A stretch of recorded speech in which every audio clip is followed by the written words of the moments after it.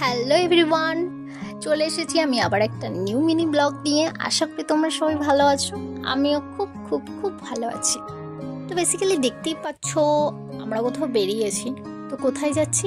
নদীর ধার।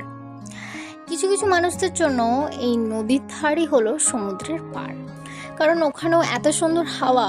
হ্যাঁ, হয়তো সমুদ্রের মতো অত জোরালো হাওয়া হয় না, কিন্তু তবু মিডিয়াম হয়। অন্তত 5 মিনিটও গিয়ে বসলে সারাদিনের এই অতিরিক্ত গরমের থেকে মুক্তি পাওয়া যায়।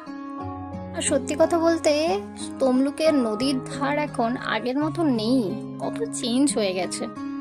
আগে এইসব কিছুই ছিল না, এত দোকানদানি এত কিছুই ছিল না। আর সন্ধেবেলায় এত লোকজন, কি বলবো।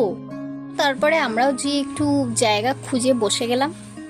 অ্যান্ড সত্যি কথা বলতে এই ফ্যামিলির সাথে কিছুক্ষণ আড্ডা মারা কি যে ভালো লাগে।